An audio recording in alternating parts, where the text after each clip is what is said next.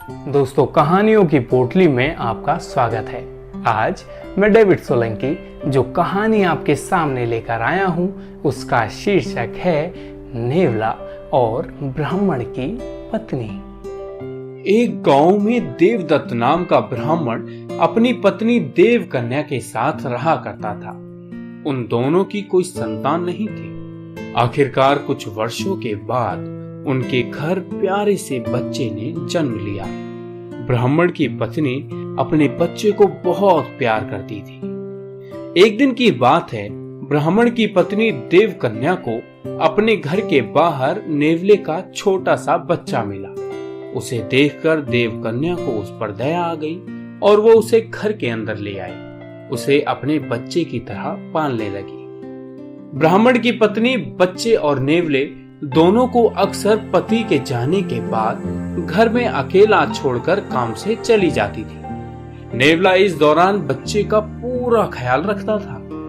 दोनों के बीच का अपार स्नेह देखकर देवकन्या बहुत खुश होती थी। एक दिन अचानक ब्राह्मण की पत्नी के मन में हुआ कि कहीं ये नेवला मेरे बच्चे को नुकसान न पहुंचा दे। आखिर जानवर ही तो है और जानवर की बुद्धि का कोई भरोसा नहीं कर सकता। समय बीतता गया और नेवला और बच्चे के बीच का प्रेम गहरा होता गया। एक दिन ब्राह्मण अपने काम से बाहर गया हुआ था। पति के जाते ही देवकन्या भी कुछ काम से बच्चे को अकेला घर में छोड़कर चली गई। इसी बीच उनके घर में एक सांप घुस आया। इधर ब्राह्मण देवदत्त का बच्चा आराम से सो रहा था, उधर सांप तेजी से उस बच्चे की ओर बढ़ने लगा। पास ही में नेवला भी था। जैसे ही नेवले ने सांप को देखा तो वो सतर्क हो गया।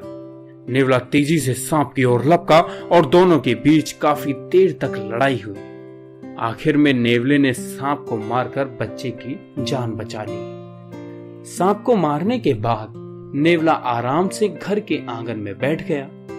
इस बीच देवकन्या घर लौट आई। जैसे ही उसने नेवले के मुंह को देखा तो वो डर गई।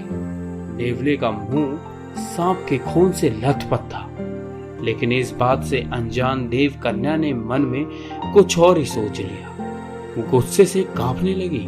उसे लगा कि नेवले ने उसके प्यारे बेटे की हत्या कर दी। यही सोचते सोचते ब्राह्मण की पत्नी ने एक लाठी उठाई और उस नेवले को पीट पीट कर मार डाला।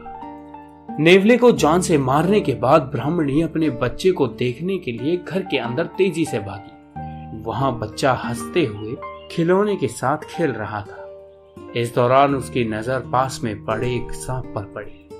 सांप को देखते ही देवकन्या को बहुत पछतावा हुआ और वो रोने लगी। दोस्तों, इस कहानी से हमें ये शिक्षा मिलती है कि हमें गुस्से में आकर किसी कार्य को नहीं करना चाहिए और साथ ही अपने शक की वजह से किसी रिश्ते को कमजोर नहीं पड़ने देना चाहिए।